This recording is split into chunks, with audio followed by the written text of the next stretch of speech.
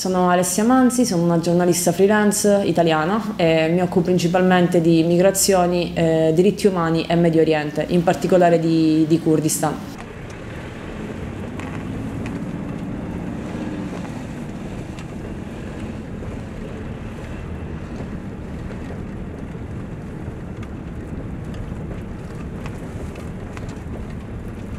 Durante questa mia visita nelle regioni della Siria del Nord e dell'Est, che ormai dura da quasi 20 giorni, ho trovato una situazione abbastanza drammatica.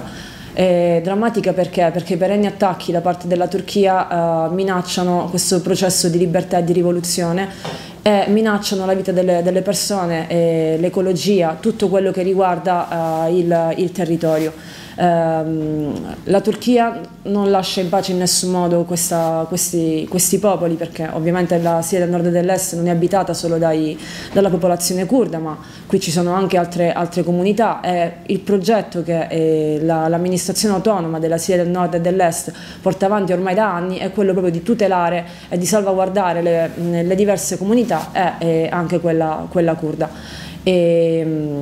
La situazione appunto è drammatica, a maggior ragione per quanto riguarda il silenzio che c'è da parte delle istituzioni occidentali, da parte del resto del mondo, che sembra abbia chiuso gli occhi davanti alle gravi violazioni che le popolazioni che vivono nella Siria del Nord e dell'Est subiscono ogni giorno, ormai da tempo. A questo io credo che sia dovuto anche alla macchina della disinformazione messa in atto dalla Turchia. Non a caso purtroppo mi è capitato di leggere alcuni articoli, vedere dei video dove la situazione viene raccontata al contrario e le persone qui vengono descritte come dei terroristi, quando terroristi assolutamente non sono. Chi parla di libertà, chi parla di democrazia, chi parla di rivoluzione e di libertà delle donne non può essere assolutamente terrorista.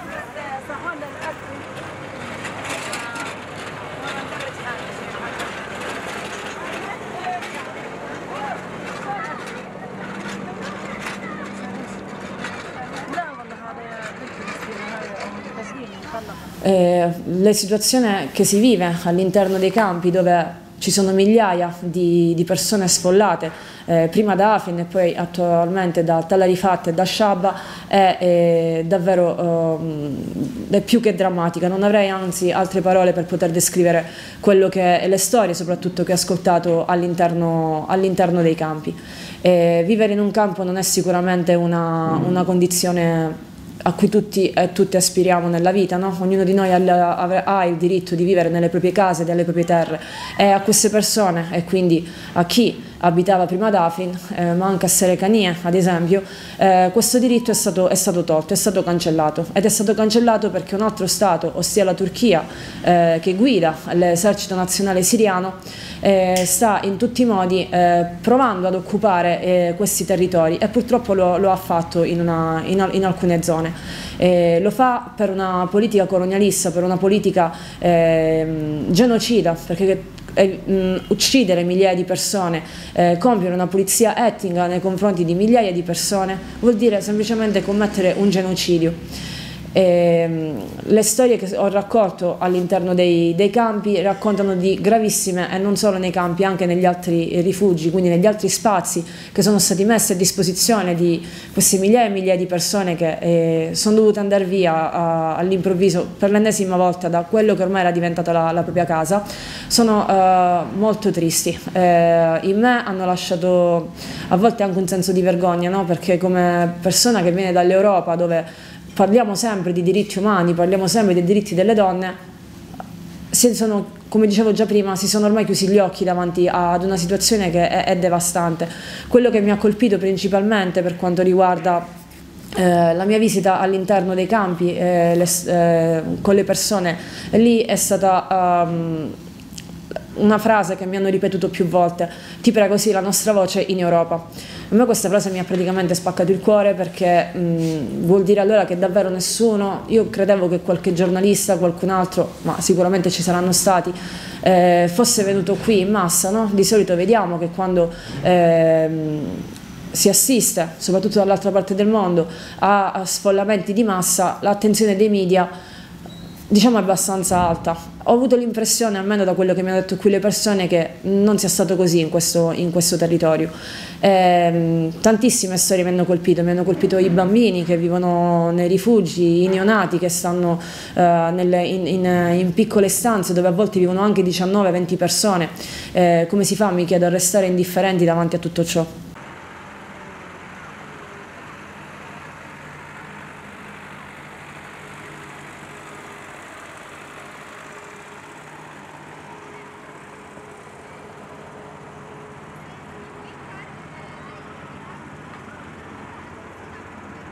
Nonostante la situazione drammatica che si viva all'interno dei campi, il morale delle persone, nonostante la stanchezza, resta alto. Spesso, soprattutto nei media occidentali, si legge o si vede la descrizione delle persone rifugiate, dei migranti, come persone che sono disperate. Ecco, io dico sempre che queste persone non sono disperate, ma la disperazione viene descritta appunto dall'Europa, che in questo caso appunto io parlo da europea, quindi parlo dell'Europa, trasforma queste persone in disperate, ad esempio, quando nelle lunghe e difficili tratte, spesso mortali, che affrontano per raggiungere la salvezza nei nostri paesi, perdono la vita o vengono rinchiusi in campi. Mi viene da pensare ad esempio al campo di Dunkerque nel nord della Francia, dove migliaia soprattutto di persone provenienti dal Kurdistan vivono in attesa di poter attraversare il canale della Manica e raggiungere poi l'Inghilterra. Spesso queste persone perdono la vita in un tratto di mare che è pericolosissimo, quindi in quel caso sono appunto le istituzioni occidentali, il resto del mondo che trasforma queste persone disperate, che diventano disperate nel momento in cui si ritrovano ad esempio in mezzo al mare e capiscono in quel momento che non c'è più soluzione per la propria vita. Ma io qui non ho visto disperazione, anzi ho visto molta forza, molta speranza, però anche tantissima stanchezza. Tanta stanchezza perché scappare ed essere perseguitati soltanto perché si è nati curdi non è un qualcosa di umanamente accettabile. Ricordo la storia di un signore, anche anziano, all'interno di uno dei campi, forse eravamo a Derik, che mi ha detto: l'unica mia colpa è quella di essere nato curdo, ma che colpa ho altrimenti? Perché continuo ad essere perseguitato dalla Turchia? Ecco, io credo che davanti a quello che sta succedendo ci voglia una grande attenzione, perché le violazioni dei diritti umani che queste persone subiscono, sia come sfollate che sia appunto come persone che sono rimaste ad esempio bloccate ad Afrin, bloccate a Serikanie, e delle 3.000 persone che non si sa che fine abbiano fatto nella fuga tra Tal Rifat Shaba a Tabqa. Le violazioni dei diritti umani sono più che gravi. Quello che mi ha colpito del Rojava, non voglio essere banale, ma è sicuramente l'umanità che ho incontrato qui. L'umanità e il senso di comunità che le persone qui hanno, e che mi rendo conto in Europa abbiamo perso e facciamo fatica a ricostruire, nonostante a volte ci sforziamo. Questo diciamo in generale. Per quanto riguarda invece le storie dei rifugiati e la situazione politica che si vive dovuta appunto agli attacchi della Turchia, la situazione umanitaria dovuta agli attacchi della Turchia, sono sicuramente le tante storie delle persone sfollate nei campi e nei rifugi. Una storia ad esempio che mi ha particolarmente colpita è quella di Ahmed, questo ragazzino di 17 anni più o meno, che è rimasto sfigurato a causa degli attacchi chimici che la Turchia ha portato avanti nel 2019 a Serikanie.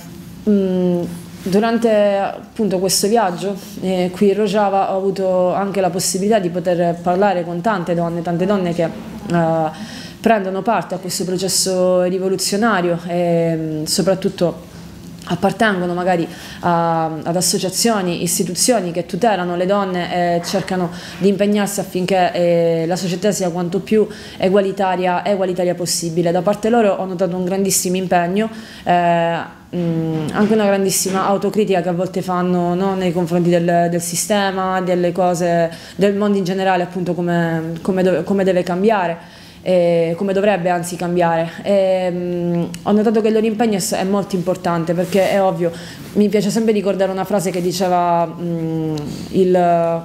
il combattente italiano Lorenzo Orsetti Tekosher, che appunto è caduto qui durante una battaglia in Rojava, che siete voi quella goccia, no? Per formare l'oceano. Quindi io penso sempre che i nostri passi, i vostri passi, anche a poco, anche se a volte i risultati non si vedono nell'immediato, perché per esempio io penso alla mia società, da dove arrivo, quella europea, si è ormai abituati a volere sempre tutto e subito, ma a volte tutto e subito non può esistere, non ci può essere. C'è bisogno di tempo tante volte, è quello che qui in Rojava c'è, soprattutto per quanto riguarda la difesa delle donne, l'autodeterminazione delle donne, è sicuramente frutto di un processo lungo, perché ogni cosa ha il proprio tempo. Quindi questo secondo me dà grande speranza, soprattutto quando a volte non vediamo gli effetti immediati nella nostra società, o comunque quando pensiamo che a volte tutto sia impossibile, non si possa realizzare. Invece personalmente quando penso ai grandi passi che sono stati fatti qui, soprattutto dalle donne che hanno combattuto la minaccia di Daesh, adesso si ritrovano a difendersi davanti alle minacce della Turchia, allora penso che nel mondo davvero qualcosa è possibile.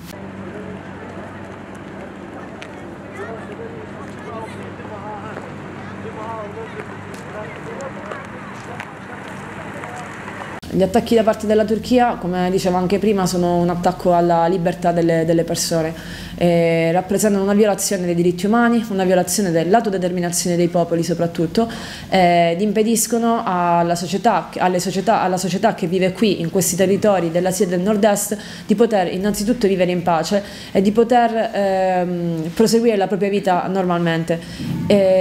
Purtroppo spesso ho sentito e abbiamo letto di attacchi, tuttora vanno avanti gli attacchi alla diga di Tishreen, dove le persone sono in presidio da ormai oltre 10 giorni, se non ricordo male, che gli attacchi della Turchia hanno già provocato almeno 60 vittime e altrettante, se non di più, persone ferite.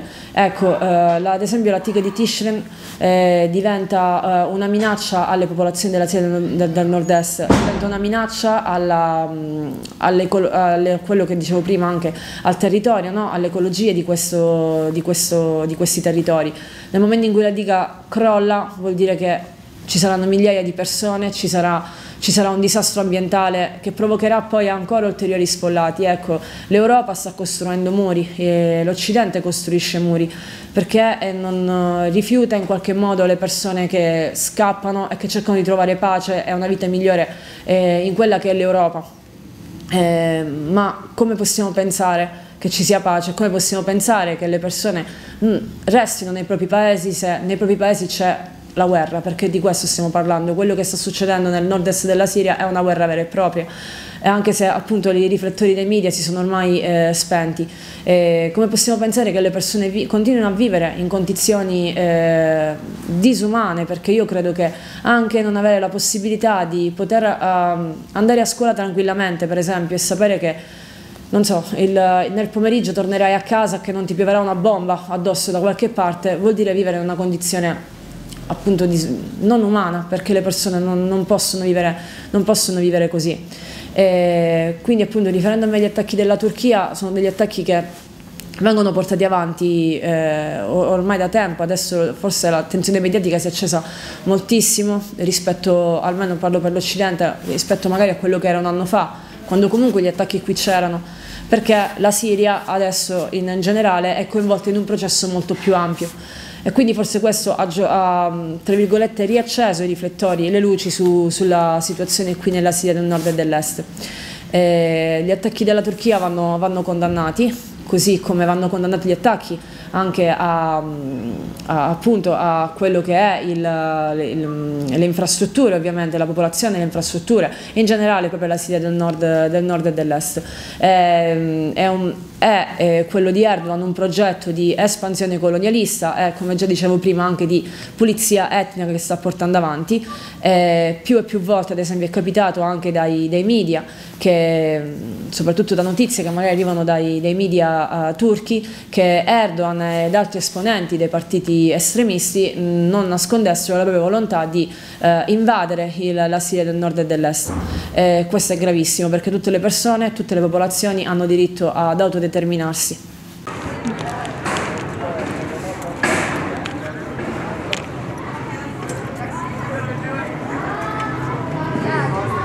No, rispetto agli attacchi che ci sono stati in questo periodo alla diga di Tishreen su appunto su appunti civili, l'ultimo c'è stato ieri, quando appunto le persone stavano ballando davanti alla diga di Tishreen e sono state colpite dalla Turchia. Ricordo sicuramente l'uccisione dei due giornalisti più o meno un mese fa, l'uccisione dei membri di Congress e di esponenti del mondo dello spettacolo.